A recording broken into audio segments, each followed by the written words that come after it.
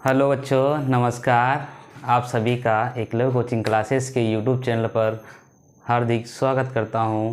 तो बच्चों, आज हम पढ़ेंगे कक्षा 8वीं का गणित, जिसमें हमारे पास दूसरा अध्याय है जिसका नाम है एक चर वाले रैखिक समीकरण, है ना, जिसे इंग्लिश में हम कहते हैं line equation in one variable, है ना।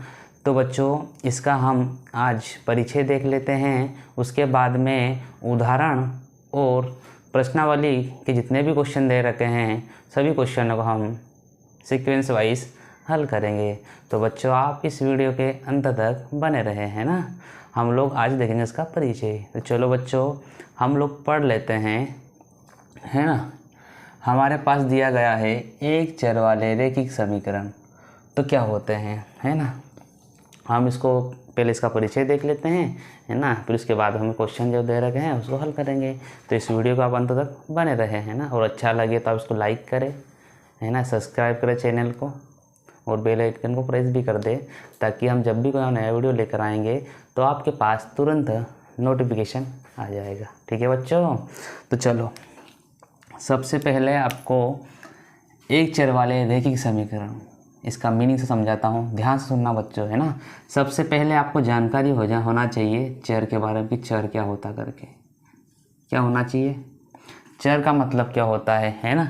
इसे इंग्लिश में कहते हैं वेरिएबल। क्या कहते हैं? वेरिएबल कहते हैं, है ना। इसे इंग्लिश भाषा में क्या कहते हैं? वेरिएबल। तो चर क्या होता है बच्चों, है ना। चर वह राशि होती है, क्या? चर वह राशि होती है जिसका मान बदलता रहता है। अब कैसे बदलता रहता है, देखो बच्चों, जैसे कि ए बी सी ऐसे करते करते कहाँ तक बच्चों? जेड तक, है ना। इसमें अल्फ़ाबेट भी हो सकते हैं, है ना, और या वर्णमाला के नंबर भी हो सकते हैं, है ना। अधिकतर हम 99% हम लोग अल्फ़ाबेट यूज़ करते हैं। ठीक है बच्चों। अगर आपसे पूछे कि वर्णमाला के भी चर होती है क्या, तो आप बता सकते हो हाँ, जिसका मान बदलता रहता है ना बच्चों। वो क्या होता है? हमारा चर राशि होती है। जैसे कि ए हो गया, बी हो गया, एक्स हो गया, वाई होगा, जेड हो गया, डब्ल्यू होगा, जो भी जितने भी अल्फ़ाबेट्स के नंबर है उतने किस में आ जाएंगे? चर राशि में। तो अगर आपसे कोई पूछे कि चर क्या है तो बता दोगे, है ना, कि चर वह राशि होती है जिसका मान क्या होता है? बदलता रहता है ना। जैसे कि अल्फ़ाबेट्स के ऑल नंबर्स। ठीक है बच्चों। उसके बाद हम पढ़ेंगे अचर के बारे में। किसके बारे में पढ़ेंगे बच्चों? अचर के बारे में, है ना। इसको बोलते हैं कंस्टेंट, है ना, कंस्टेंट, है ना। अचर मतलब इसका मान होता है, अचर की परिभाषा होती है वह राशि जिसका मान बदलता नहीं है। जैसे कि एग्जांपल देख लेते हैं। जैसे कि 1 2 3 जहाँ तक भी गिनती के नंबर बने हैं अनंत तक, वो कौन सी हो जाएगी? वह अचर राशि, जिसे हम अचर कहते हैं। ठीक है। मतलब कि गिनती के सभी नंबर 1 2 3 4 अनंत तक जाते हैं, उसे हम अचर कहते हैं, है ना। इसका मान क्या? बदलता रहता है। इसका मान क्या रहता है? स्थिर रहता है ना। कांस्टेंट मतलब कि एक स्थिर, है ना। जैसे इसका मान 3 है तो 3 ही बोलेंगे ना, इसको 3 का 4 नहीं ले सकते हैं। ठीक है। चलो हम आगे इसको और देखेंगे, अच्छे समझेंगे। तो ठीक है, आप ये समझ गए ना बच्चों कि चर और अचर। ठीक है। चर का मतलब होता है जिसका मान बदलता रहता है, और अचर वह राशि होती है जिसका मान स्थिर होता है या फिर बदलता नहीं है। ठीक है। चलो आगे हम देख लेते हैं। अब दोनों को क्या करेंगे? अब दोनों को अगर मिला देंगे तो देखो बच्चों, आप एक्स वाई जेड कुछ भी लिख सकते हो, एक्स वाई भी लिख सकते हो, एक्स वाई जेड। तो चलो हम कुछ भी अक्षर ले सकते हैं अल्फ़ाबेट से, ज़रूरी नहीं है ना। आपके हिसाब से आप कुछ भी ले सकते हो, कोई प्रॉब्लम से नहीं है। ठीक है। तो मैंने ले लिया एक्स, ये कौन सी राशि हो गई? अब बोलो सर चर हो गई। फिर चर ले लिया और अचर ले लिया। क्या एक राशि बना? अचर ले लिया। मान लो अपने अचर में 2 ले लिया। क्या ले लिया बच्चों? 2 ले लिया। तो जो ये बना है ना, जो बनने वाला पद होता है इसी का नाम होता है बच्चों बीजीय व्यंजक। क्या होता है बच्चों इसका नाम? इसका नाम होता है बीजीय व्यंजक। यह आपने 7th क्लास में पढ़ा होगा थोड़ा सा इसके बारे में, बीजीय व्यंजक के बारे में, है ना। तो हमें पता चल गया कि चर और अचर अगर मिल गया तो जो उत्पाद बना है ना, जो बना है उसे हम कहते हैं बीजीय व्यंजक। क्या बोलते हैं? बीजीय व्यंजक, है ना। ठीक है, तो सर क्या ऐसा भी हो सकता है? तो एग्जाम्पल और देख लेते हैं बीजीय व्यंजक के हम लोग। तो देखो बच्चों, हो सकता है आपके पास ये हो जाए, एक्स की जगह वाई भी रख सकते हो आप, 5 वाई रख सकते हो आप, है ना। उसके बाद में आप सी भी रख सकते हो, जरूरी कुछ भी रख सकते हो आप, 3 रख सकते हो आप, है ना। एक्स वाई प्लस 3 भी रख सकते हो आप, है ना। मतलब एक्स वाई जेड आप यूँ समझ लो कि चर और अचर राशि अगर मिल गई तो बीजीय व्यंजक बनता है, बस। ठीक है बच्चों, आगे उसके बाद हम पढ़ते हैं। आगे जैसे हम बढ़े हैं, हमने ले लिया एक राशि, ले ली हम लोगों ने चर, जैसे मान लो 1 से ले लिया, है ना, चर। और एक राशि हमने ले ली क्या? अचर की, तो जैसे मान लो 2 ले लिया। ठीक है बच्चों, ये हमने ले लिया। अब ये बना क्या? ये आपने बोला सर ये तो बना बीजीय व्यंजक। क्या बना? बीजीय व्यंजक बना। मैंने ठीक है, बीजीय व्यंजक है ना। अब हम इसमें क्या करेंगे बच्चों, इसमें हम अगर बराबर का साइन लगा दे, किसका साइन लगा दे? बराबर का साइन लगा दे। और यहाँ पे आप चर भी ले सकते हो और अचर भी ले सकते हो, कुछ भी बराबर साइन के बाद आप, जैसे मान लो आपने लिख दिया x माइनस का 3, यहाँ पे डिपेंड करता है कुछ क्या, है ना। आपको ये समझना है ये राशि कौन से हो गए बच्चों? ये हो गए चर। कितने हो गए चर? और ये वाले कितने हो गए? अचर, है ना। या फिर इसको आप पूरा बोल सकते हैं बीजीय व्यंजक। और इसको बोलते हैं बराबर, इसको समानता भी बोलते हैं। क्या बोलते हैं? समानता, समानता, समानता बोलते हैं, या बराबर का चिन्ह बोल सकते हैं, ना बच्चों। तो अगर इस टाइप से बन जाए, है ना, इस तरीके से जो बनने वाला पद होता है उसे हम कहते हैं समीकरण। क्या बोलते हैं? समीकरण कहते हैं बच्चों। बात आई समझ में?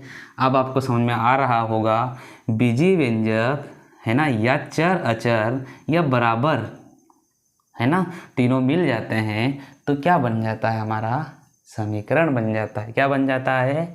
समीकरण बन जाता है। तो इस समीकरण को हमें हल करना पड़ता है। ठीक है बच्चों, तो चलो हम आगे और देख लेते हैं। आगे आप और एग्जांपल ले सकते हो, जैसे कि आपने ले लिया सर 1 से लिया, वाई ले लूँ मैं, तो मैं हाँ ले ले। उसके बाद में आपने 5 वाई ले लो, हाँ ले लो। आपने से 3 ले लिया, बराबर का चिन्ह ले लिया, और गलती से आपने अब 7 या 7 लिख लिया आपने, या 5 3 कुछ भी लिख दिया। ठीक है बच्चों, फिर हम लोग क्या करेंगे, जो ये वाला जो पद होता है ये कौन सा होता है हमारा? आप बोलोगे व्यंजक। कौन सा होता है ये? बीजीय व्यंजक बोलते हैं इसको, बीजीय व्यंजक। क्या होता है? बीजीय व्यंजक, है ना। और ये कौन सा चिन्ह हो गया? इसको बोलते हैं बराबर का चिन्ह, है ना, बराबर का चिन्ह बोलते हैं, इसको समानता बोलते हैं। ठीक है, ये तीनों अगर दोनों अगर मिल गए तो क्या बन गया? ये हमारा पूरा बनने वाला, ये पूरा क्या बन गया बच्चों? समीकरण बन गया, है ना। क्या बन गया? समीकरण बन गया। ठीक है बच्चों, अब इसमें समीकरण तो बना है ना। इसमें भी क्या ध्यान रखना है कि एक चर वाला, जिसे हम जिसकी घात 1 होती है उसे हम एक चर वाले या रैखिक समीकरण कहते हैं। जिसकी घात 2 होती है ना, जिसे बोलते हैं द्विघात समीकरण। ये आपको क्या करना पड़ेगा? अभी आपके पास सिलेबस में अध्याय 8 में जो चैप्टर नंबर 2 है रैखिक समीकरण, आपके पास जितने भी क्वेश्चन दिए गए हैं एक चर वाले दिए गए हैं, है ना। अगर आपको 2 चर वाले द्विघात समीकरण पढ़ना है तो आपको 8th क्लास को पास करना होगा अच्छे नंबर से। और अगली क्लास में 9th क्लास में आप जैसे प्रवेश करोगे तो आपको पता चल जाएगा कि द्विघात समीकरण क्या है, उसके बारे में आप डिटेल से पढ़ोगे। ठीक है, तो हमारे पास अभी वर्तमान में एक घात वाले समीकरण है। कितने घात वाले? एक घात वाले। ठीक है, अगर आप थोड़ा देखना चाहो तो बता सकता हूँ। ठीक है, चलो इसको मिटा देते हैं। देखो, जैसे कि अब मैं लिख सकता हूँ 5x + 3 = 7, एक समीकरण बन गया, है ना। इसको बोलते हैं रैखिक समीकरण। क्या बोलते हैं? रैखिक समीकरण या समीकरण जिसकी घात 1 हो। ठीक है, रैखिक समीकरण बोलते हैं। अगर कभी कभी 5x की पावर 2 हो गया, क्या हो गया, 2 हो गया प्लस 3 हो गया, तो इसे आप क्या बोलोगे, बराबर 7 आ गया। इसको क्या बोलोगे आप, इसको बोलोगे द्विघात समीकरण। क्या बोलोगे, द्विघात समीकरण, है ना, द्विघात समीकरण। अगर इसकी पावर 3 हो गई, है ना, 4 हो गई, 5 हो गई, तो अपन द्विघात समीकरण इसे करते करते पढ़ोगे। तो ये आप पढ़ोगे कक्षा 9th क्लास में, कक्षा 9वीं में पढ़ोगे आप, है ना बच्चों। 9वीं में जैसे आप एंट्री करोगे ना, 8th क्लास आपको पास होने के बाद में तो आप लोग पढ़ोगे इसे द्विघात समीकरण के बारे में, ठीक है। अभी हमारे पास रैखिक समीकरण के बारे में हम पढ़ेंगे। इस समीकरण को हम हल करना सीखेंगे, है ना। तो चलो बच्चों, हम आगे देखते हैं।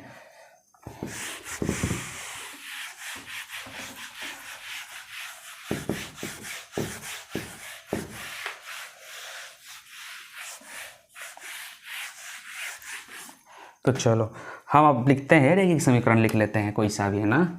हमने लिख लिया 2x + 3 = 8 कर दिया, ठीक है। अब यहाँ पे ध्यान दें, ये हमारे पास क्या बन गया, समीकरण। क्या बन गया, जिसे हम कहते हैं रैखिक समीकरण। क्या बन गया, समीकरण या रैखिक समीकरण, ठीक है। अब इसमें बच्चों ध्यान देना है, हमें क्या ध्यान देना है, जो बराबर के इधर वाला पद होता है, बराबर के इधर वाला पद और बराबर के इधर वाला पद, जो इधर वाला पद होता है इसे बोलते हैं बायां पक्ष। क्या बोलते हैं, बायां पक्ष। क्या बोलते हैं, बायां पक्ष। और बराबर के इधर वाला पक्ष होता है इसे बोलते हैं दायां पक्ष। क्या बोलते हैं, दायां पक्ष। बात आ रही समझ में, क्या बोलेंगे, इसे हम अंग्रेजी भाषा में LHS कहेंगे, और इसे हम RHS। सर ये क्या होता है LHS, क्या होता है RHS। इसका मतलब होता है बच्चों, LHS का मतलब होता है राइट, लिख सकते हो बच्चों आप, right hand side, right hand side. और सॉरी बच्चों, इसे हम लिख सकते हैं लेफ्ट हैंड साइड। सॉरी क्या बच्चों, इसे हम लिख सकते हैं लेफ्ट हैंड साइड। और RHS को हम लिख सकते हो राइट हैंड साइड, ठीक है।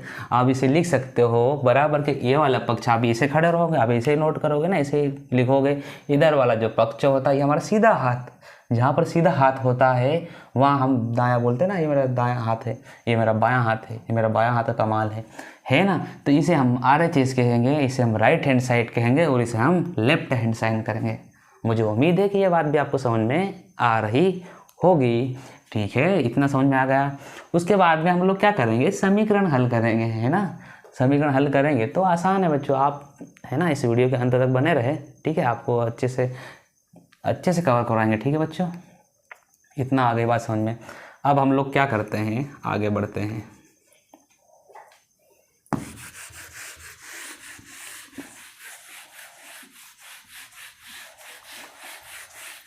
चलो अपन एक एग्जांपल ले लेते हैं बच्चों, है ना। एक एग्जांपल ले लिया आपने 3, देखो आप एक से y भी ले सकते हैं, ज़रूरी नहीं है। 3y + 2 बराबर, यहाँ आपने कर दिया 3, है ना।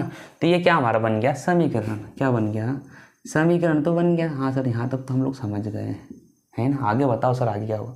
तो आगे क्या होगा बच्चों, इसे हमें हल करना पड़ेगा। क्या करना पड़ेगा, हल करना पड़ेगा ना। हमें क्या करना पड़ेगा, हमें y का मान ज्ञात करना पड़ेगा, है ना। तो हम इसे कैसे करेंगे, तो देखो बच्चों, हमें हल करने के लिए हम लोग सबसे पहले क्या करेंगे, आपको पता होना चाहिए पक्षांतर के बारे में। किसके बारे में, पक्षांतर के बारे में जानकारी होना चाहिए। अब पक्षांतर क्या होगा सर, ये कुछ समझ में नहीं आ रहा, है ना। पक्षांतर क्या करके, ठीक है। पक्षांतर का मतलब होता है बच्चों, आप ध्यान से सुनना बच्चों, है ना। अगर कोई संख्या प्लस में होगी, किस में होगी बच्चों, प्लस में होगी, और बराबर के इधर गई, है ना, तो वो संख्या हमेशा हो जाएगी माइनस में। इतना ध्यान दो। और अगर कोई संख्या माइनस में होगी, बराबर के इधर गई, वो संख्या हो जाएगी प्लस में। कोई संख्या अगर गुणे में है, है ना, और बराबर के इधर गई तो संख्या हो जाएगी भाग में, और कोई संख्या अगर भाग में हो तो संख्या बराबर की इधर गई तो संख्या हो जाएगी गुणा में।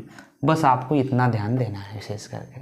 पक्षांतर का मतलब होता है कि पक्ष का आदान प्रदान करना, है ना। जैसे हम प्लस का पक्ष आदान प्रदान करेंगे तो प्लस को यहाँ पे ले जाएंगे तो ये माइनस बन जाएगा, है ना, या फिर माइनस को उठा करके यहाँ लाएंगे तो प्लस बन जाएगा, गुणे को उठाकर यहाँ लाएंगे तो भाग बन जाएगा, और भाग को उठा के यहाँ ले गए तो गुणा बन जाएगा।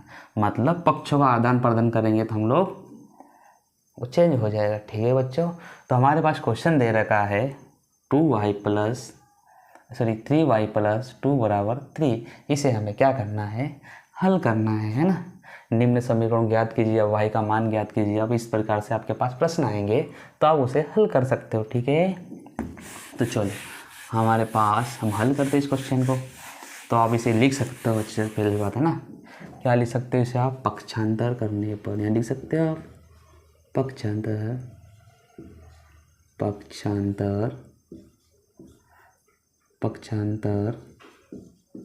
करने पर निम्न समीकरण, है ना, पक्षांतर करने पर। तब पक्षांतर क्या करेंगे एक समझ में नहीं आ रहा।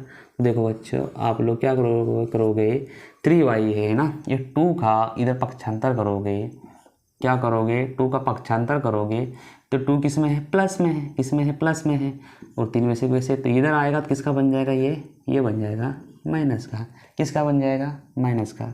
ठीक है सर, यहाँ तक तो हम बात समझ गए। अब क्या करेंगे सर, हम कुछ नहीं करना है, 3y वैसे वैसे लिख देना है आपको, और 3 में से 2 घटा देना है। तो आपके पास कितना बचेगा सर, 1 बचेगा। ये बात भी समझ में आ गई। तीसरा बी का आंसर हो गया। नहीं, हमें फिर क्या देखना, हमें यह देखना है कि 3y है ना, वो 3y हमेशा किस में है, गुणे में। आप बोलो गुणे में कैसे, तो बच्चों क्या होता है, अगर कोई जो बीजीय व्यंजक होता है ना, जैसे मान लो ये 3y है ना, 3y अगर कोई चिन्ह लगा है तो आप उसे गुणे में लिख सकते हो, संख्या गुणे में होती है। मतलब कि आप कोई भी संख्या ले सकते हो, जैसे मान लो 8 एक से ले लिया तो ये भी हमेशा किस में होगा, 8 गुणित 1 में। कुछ भी ले लिया आपने, 8 की जगह आपने 10 ले लिया, 10 जेहट ले लिया तो इसको भी आप कैसे लिखोगे, 10 × जेहट। इस तरीके से आप सभी को लिख सकते हो। तो हमें पता चले सर, हाँ वो बात तो समझ गए कि 3 गुणे में y है। तो क्या करेंगे, हम इस y को वैसे वैसे रहने देंगे, इस 3 को गुणे में जिसे भाग बराबर के इधर करेंगे तो किस में हो जाएगा ये बच्चों, ये हो जाएगा भाग में। बात आई समझ में। मैं सुना ना कि कोई संख्या गुणा की होती है तो किधर आने पर किस में हो जाती है, भाग में। तो हमारे पास आंसर क्या आ गया कि y = 1/3। यही हमारे पास क्या होगा बच्चों, आंसर।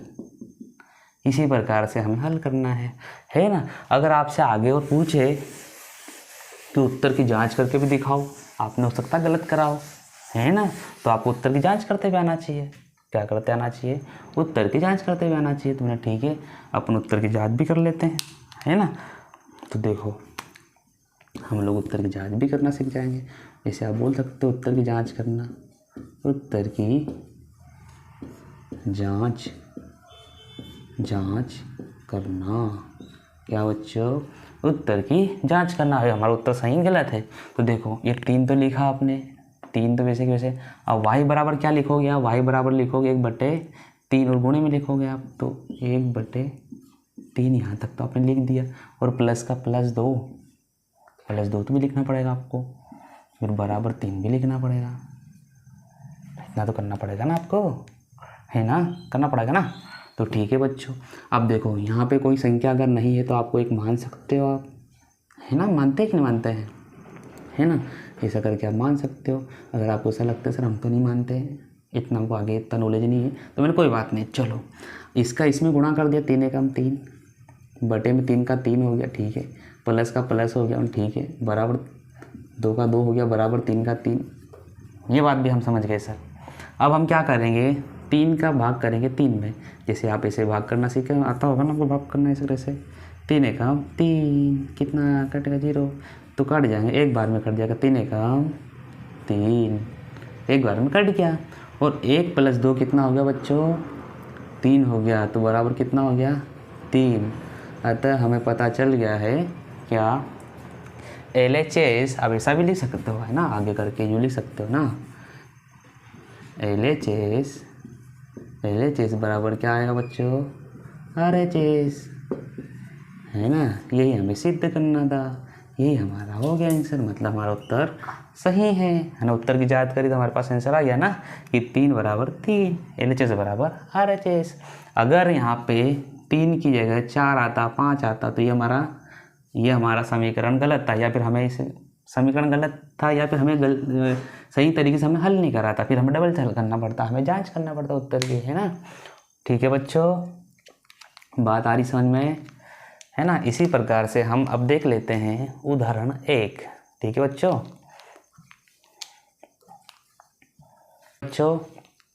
तो हमारे पास क्वेश्चन क्या है, हमें ज्ञात करना है, हमारे पास समीकरण दिया है 2x - 3 बराबर x + 2, है ना। हमें इसे x का मान ज्ञात करना है, इस समीकरण को हमें क्या करना है, ज्ञात करना है। तो चलो हम लोग हल करेंगे, तो हल करके क्या करोगे, है ना, उसी प्रकार से हम करेंगे। क्या करना है, सबसे पहले पक्षांतर करेंगे हम, है ना, पक्षांतर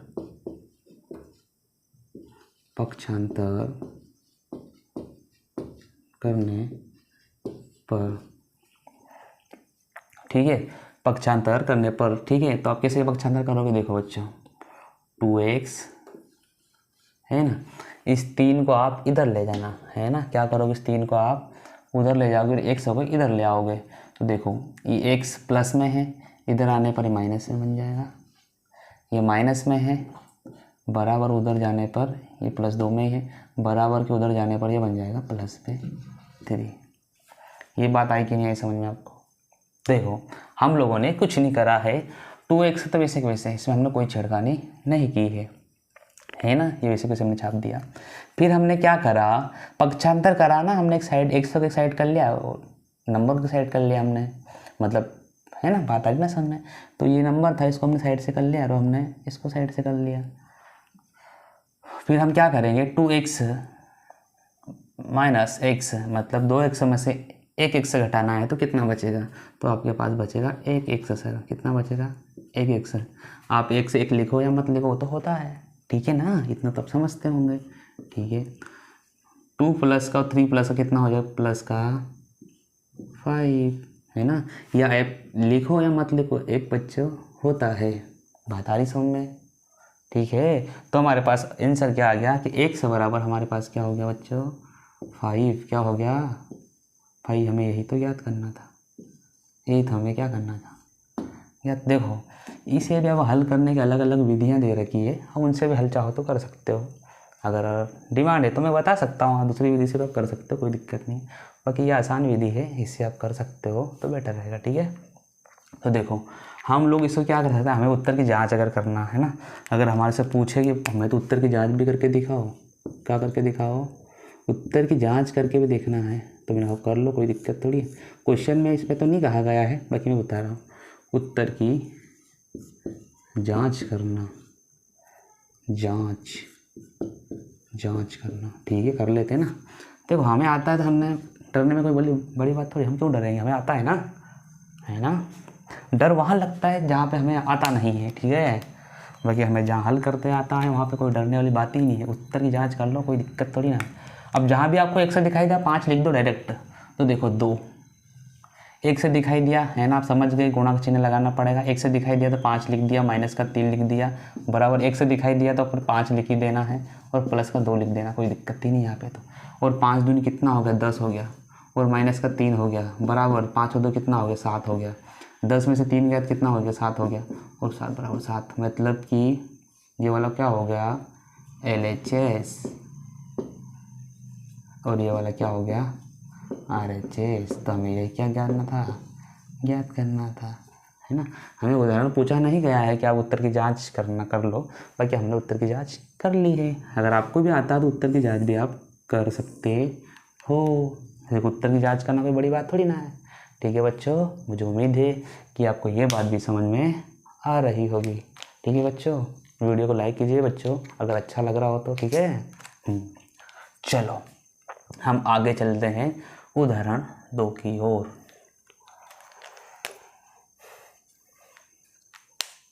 अब हम देखेंगे हमारे पास उदाहरण है दूसरा, जिसमें भी क्या करना है, हल कीजिए। आपको समीकरण दिया है, समीकरण को हल करना है, ठीक है, कुछ भी नहीं करना है, वेरी इजी है ना, बहुत आसान है, ठीक है बच्चों। तो देखो कुछ नहीं करना, हल हल आप लिख लो, वेरी इजी कॉन्सेप्ट बट आपके लिए इजी नहीं है बेटा, आपको हल करना पड़ेगा, हाँ प्रैक्टिस तो करना पड़ेगी ना, ठीक है। चलो बढ़ते हैं आगे अपन। तो चलो बच्चों हम लोग क्या करेंगे, हल करेंगे बच्चों, क्या करेंगे, हल, जैसे हम सोल्व कहते हैं, सोल्व करेंगे, सोल्व दिस क्वेश्चन, ठीक है। तो देखो हम लोग क्या करेंगे, हल करेंगे।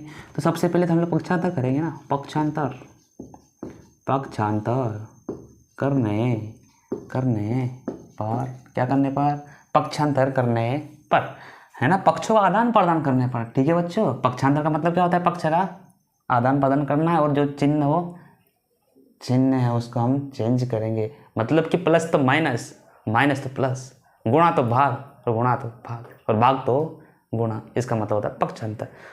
पक्ष का आदान प्रदान करना और चिन्हों को भी चेंज कर देना, ठीक है। चलो देख लो आगे, देखो आगे देखो, ये हम लिखेंगे 5x, क्या करेंगे 5x। अब ध्यान से सुनो बच्चों, ये वाले पक्ष को देखो, अब मैं थोड़ा मार्कर चेंज कर लेता हूँ ताकि आपको क्लियर दिखे। ये वाला पक्ष और ये वाला पक्ष दोनों का आदान प्रदान कर लेते हैं, पलटा पलटी, ठीक है। ये इसको इधर उठाया तो ये प्लस में था, इधर आने पर किसका बन गए, माइनस का बना कि नहीं बना, ऐसा लिख दिया अपन ने, कुछ भी नहीं करा। और 7/2 बराबर का चिन्ह लगाओ बेटा, विशेष ध्यान देना। ये प्लस का 7/2 है ना, माइनस का 14 आप लिख लो, कोई दिक्कत ही नहीं है कि नहीं, कोई समस्या ही नहीं है। ये प्लस का 7/2 इधर आने पर किसका बन जाएगा, किसका बन जाएगा, ये बन जाएगा माइनस का 7/2। यहाँ तक कोई दिक्कत हो तो बताओ जरा, कोई समस्या किसी को हो तो बताओ जरा। हम लोगों ने क्या करा, हम लोगों ने कुछ नहीं करा, इन पक्षों का हम लोगों ने आदान प्रदान करा, इसके अलावा कुछ भी नहीं करा। बाकी संख्या वहीं की वहीं है, जैसे कि आपके पास 14 है ना, तो ये वैसे मार्कर चलो वही लेता है ना, -14 है ना, मतलब आपको समझ में आ रहा होगा ना। इसको भी चेंज कर लेते बराबर को, डिज़ाइन थोड़ी लगना चाहिए, हाँ अच्छा है लग रहा है करके, ठीक है। तो हम लोगों ने क्या करा, हम लोगों ने बस इनको चेंज करा, इनकी पोजीशन को हम लोगों ने चेंज करा है। अब वो कैसे हल करेंगे, तो देखो बच्चों क्या करेंगे हम लोग, सबसे पहला हमारा काम होगा कि 5 में से माइनस का 3/2 एक से घटाना है कि नहीं है। तो पॉसिबल तो नहीं होगा घटाना, इसको क्या होगा, पॉसिबल तो नहीं होगा, ठीक है। तो फिर भी हम इसे पॉसिबल तो करेंगे ही सही, है ना, करेंगे ना। तो 5x वैसे कैसे लिख लो, माइनस लिख लो, 3x 2 बटे में है तो बटे में लिख दो, कोई ऐसा लिख सकते हो, कोई दिक्कत थोड़ी, आपत्ति नहीं। और यहाँ कुछ नहीं था, आप एक मान सकते हो बच्चों, क्या कर सकते हो, मान सकते हो आप, है ना, बात आ रही सामने। अब क्या करेंगे, बराबर तो वैसा ही, माइनस के 14/14 कुछ नहीं है, -7/2 है, यहाँ बटे में आप एक मान सकते हो, बात आ रही सामने, है ना। अब ये किसे आपने माना, देखो बेटा कोई भी नंबर होता है उसके बटे में एक होता है, ये आप अपने माइंड में सेट कर लो कभी भी, हमेशा। तो देखो 5x, हमें इन दोनों का क्या करेंगे, इन दोनों का ले लेंगे एलसीएम, क्या करेंगे एलसीएम, हमने अध्याय 1 में पढ़ा एलसीएम लेते, ठीक है। अब बोलना मत एलसीएम सिखाया नहीं, ठीक है। तो हम लोगों ने एलसीएम लेते सिखा दिया अध्याय 1 में, ठीक है। तो एलसीएम ऐसा लेता है बेटा, ऐसा, एक का कहीं हो ही मतलब ही नहीं है, 2 ले लेते हैं डायरेक्ट, एक तो वैसे। तो इसका एलसीएम कितना आ गया, एक ही आ गया, 2 ही आ गया ना, 2 आ गया। अब इसका भी एलसीएम लेंगे सर, इसका भी 2 आ जाएगा, बात खत्म, आगे मत बढ़ाओ बात को, ठीक है ना, 2 आया, कोई दिक्कत ही नहीं है। अब हम क्या करेंगे, इस एक के पहाड़े में 2 आना चाहिए, कितनी बार में आएगा बोलो सर, 2 बार में आएगा, एक कम एक दूनी 2, ठीक है ना। तो देखो 5 इंटू कितनी बार में, 2 बार में आया, यहाँ 5x से लिखना पड़ेगा, 5 नहीं 100 को क्यों छोड़ रहे हो आप, लिखो 5x, आपने बोला 1 1 2 है ना, मतलब 2 बार में आया, एक के पहाड़े में 2, माइनस का माइनस। अब 2 के पहाड़े में 2 कितनी बार में, आप बोलो सर अब 1 बार में आता है, 2 एकम 2, तो 3x वैसे लिख दो, कितनी बार में आया, 1 बार में, एक वैसे लिख दो, बराबर यहाँ भी 1 के पहाड़े में 2 कितनी बार में आएगा, 2 बार में आएगा। तो 14 माइनस का 14 गुणी कितना आएगा, 2 आएगा, माइनस 2 के पहाड़े में कितनी बार में आएगा, 1 बार में आएगा, तो 7 गुणित का 1। इतनी बात तो आप समझ गए होंगे, है ना। मुझे उम्मीद है कि इतनी बात आप समझ रहे होंगे ना। ठीक है प्रभु, ठीक है ना, पता है। ठीक है, बच्चे एक्सपर्ट है अपने। तो 5 दूनी कितना हो जाएगा, आपस में गुणा कर दो। 5 दूनी 10x माइनस 3 एकम 3x बराबर 14 दूनी 28, 28 प्लस के माइनस, माइनस का चिन्ह लगा इसलिए माइनस, माइनस 7 एकम 7। ठीक है, तो आपके पास 10 में से 7 गया तो कितना बचा बच्चों। अब बोलोगे सर 10 में 7 गया, चलो इधर लिख लेते हैं ना, अगर हो सका आपको दिखाई नहीं दे, है ना। तो 10 में से 3 गया तो कितना बचा 7x बराबर बराबर माइनस के 28 और माइनस के 7 कितने हो जाएंगे 15 की 5, 8 7 15 की 5 हंसी लाई 1 और 2 कितने हो गए 3, और माइनस की प्लस, माइनस माइनस हमेशा किस में होते हैं माइनस। ठीक है, तो x बराबर माइनस का 35,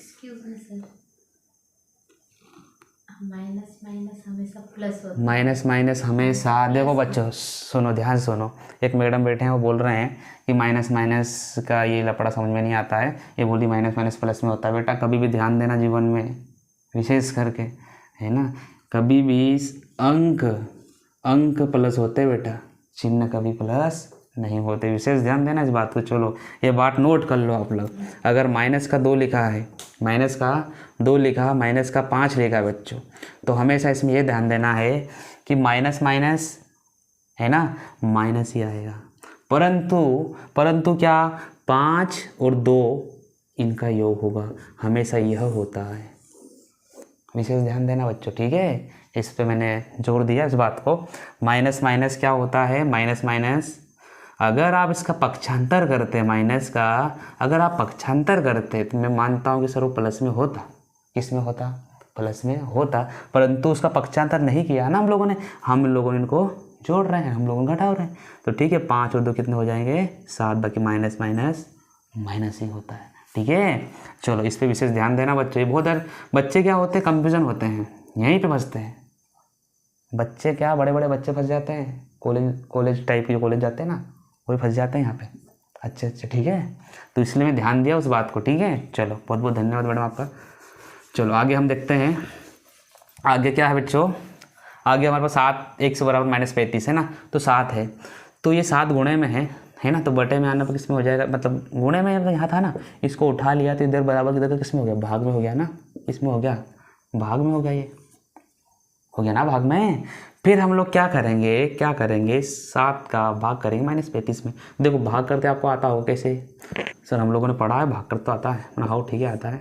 ऐसे करते हैं ना, ऐसे माइनस का चिन्ह लगा सकते हो, बाद में लगा लेना, कोई दिक्कत नहीं, लगा बाद में लगा लेना। ठीक, 7 पंजे 35, 7 पंजे 35, 35 में से 35 का कितना बचा, बोले सर 0, 7 पंजे 35, 0 बचा।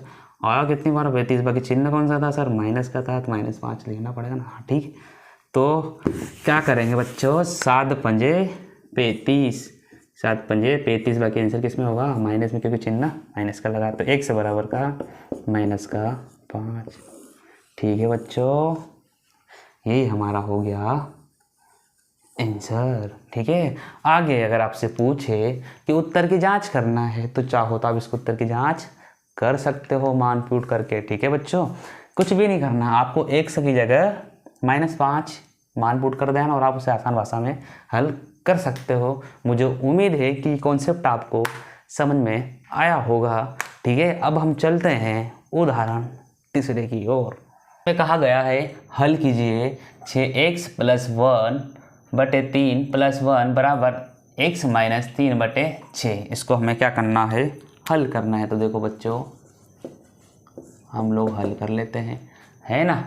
तो देखो हम लोग क्या करते थे, पक्षांतर करते थे इसका, है ना, पक्षांतर करेंगे, परंतु क्या करें, जहाँ पर ये वाले समीकरण दे रखा है ना, ये वाला बीजीय व्यंजक दे रखा है ना, इसको पहले संतुलित कर लेते हैं ना, इसको मतलब एक समान कर लेते हैं, देख लेते हैं कैसे करना है इसको। देखो व्यवस्थित कर लेते हैं ताकि इसको पक्षांतर करने में आसानी होगी। वो कैसे करना है देखो थोड़ा, 6x + 1 बटे 3 + 1 है ना। इसके बटे में कुछ नहीं, आप चाहो तो एक रख सकते हो ना, रख सकते हो, कोई दिक्कत नहीं है। बराबर x माइनस का 3/6। ठीक है बच्चों, आपको यह करना पड़ेगा, है ना, क्योंकि हमें इसका पक्षांतर करेंगे, है ना, थोड़ी प्रॉब्लम आ सकती है पक्षांतर का। पक्षांतर होगा नहीं वैसे तो, है ना ये। ठीक है, तो हम लोग क्या करेंगे, 1 का गुणा इसमें करेंगे 6x में। आप चाहो तो 3 और 1 का एलसीएम लेकर भी कर सकते हो, कोई प्रॉब्लम नहीं है, या फिर त्रिज्या गुणा करके आप कर सकते हो, इसको त्रिय गुणा बोलते हैं ना। इसका गुणा यहाँ करेंगे, इसका यहाँ करेंगे, इसका यहाँ गुणा करेंगे, ये कर सकते हो। ये एलसीएम लेकर भी आप कर सकते हो, कोई दिक्कत नहीं है। देखो मैं यहाँ का गुणा यहाँ करूँगा, देखो ऐसा करना होता है, इस तरीके से गुणा करना होता है ना। यहाँ पे कर दिया, यहाँ पे और आखिरी में यहाँ पे।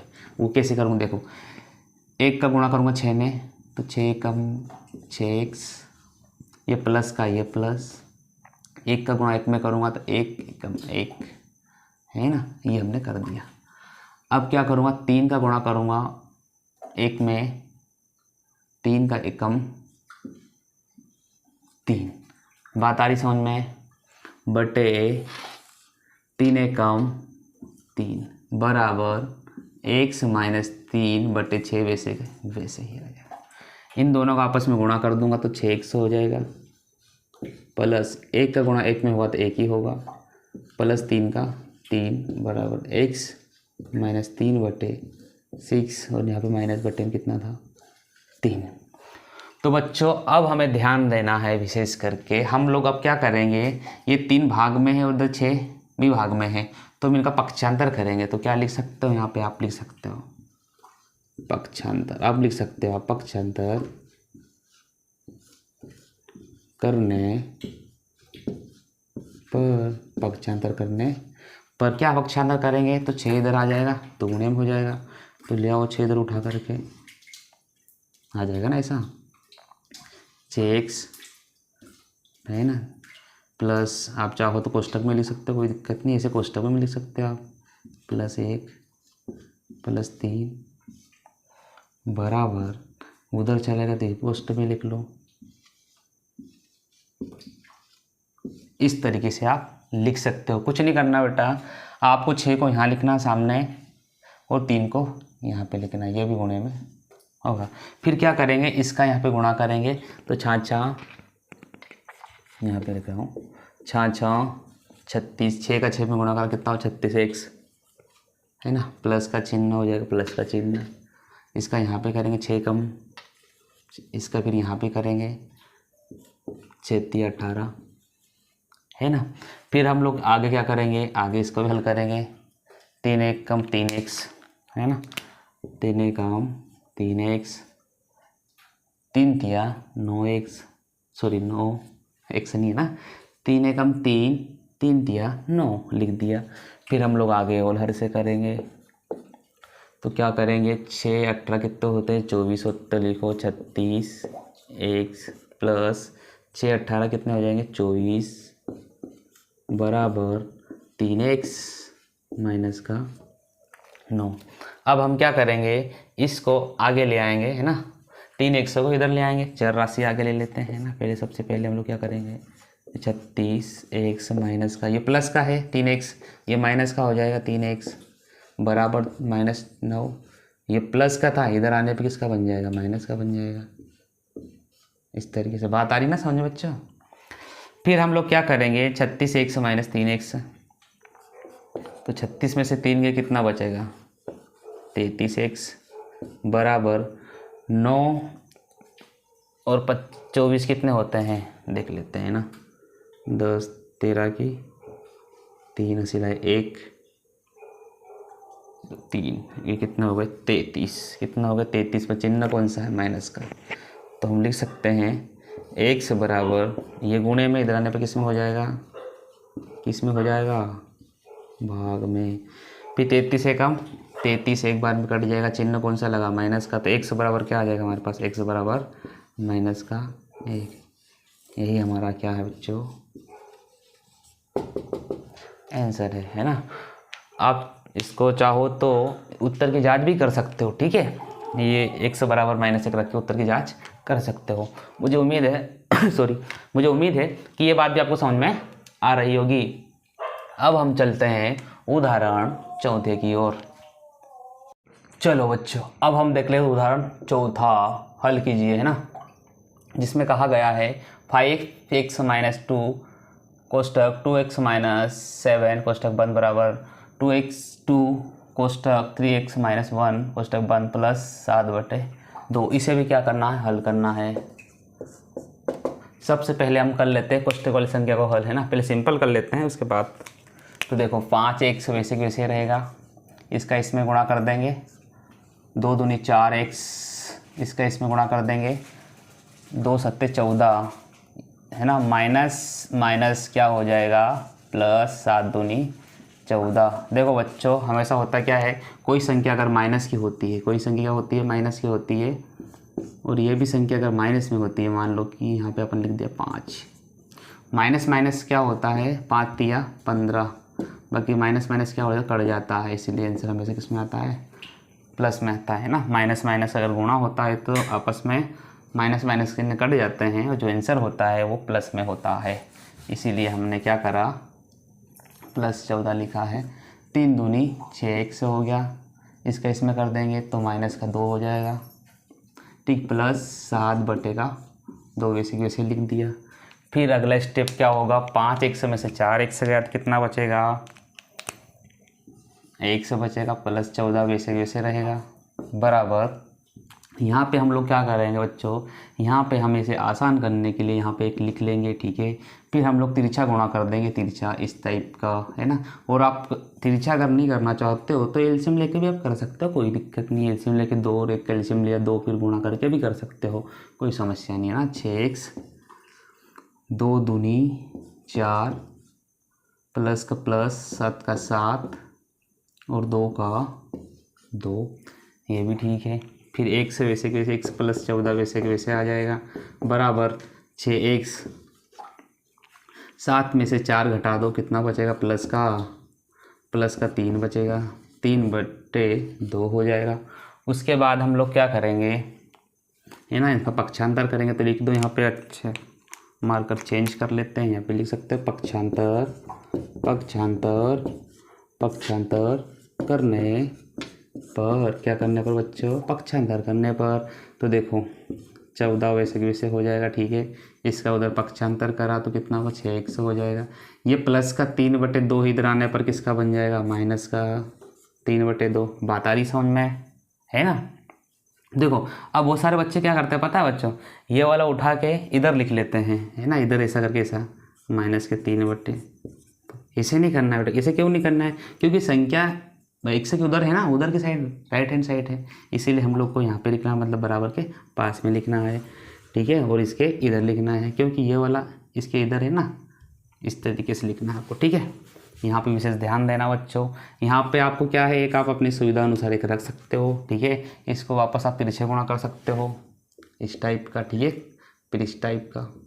तो देखो हम लोग करते हैं, 14 दूनी कितना हो जाएगा, 28 हो जाएगा, और 3 एकम 3 हो जाएगा, 2 एकम 2 हो जाएगा बराबर 6x, है ना। उधर गया तो माइनस का क्या होगा, 1 से बचेगा तो कितना बचेगा, ये 5x हो जाएगा, है ना। 6x में से 1 से गया तो कितना बचेगा, 5x हो जाएगा।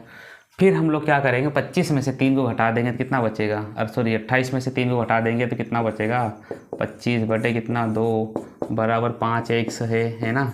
ये गुणे में है, इधर आने पे किस में हो जाएगा, ये भाग में हो जाएगा, किस में हो जाएगा, भाग में हो जाएगा, तो कट जाएगा 5 5 25, है ना, बराबर 1 आ जाएगा।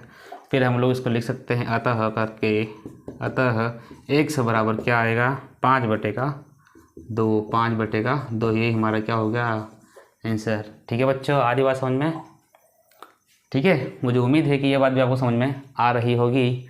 अब हम मिलते हैं नेक्स्ट वीडियो में। हमारे पास प्रश्नावली 2.1 के जितने भी क्वेश्चन हैं हम अगले पार्ट में देखेंगे। इस अध्याय में हमने देखा है उदाहरण 1, उदाहरण 2, उदाहरण 3 और उदाहरण 4 एवं इसका हमने परिचय पढ़ लिया है। अब मिलते हैं हम नेक्स्ट वीडियो में, जब तक के लिए जय हिंद, भारत माता की जय।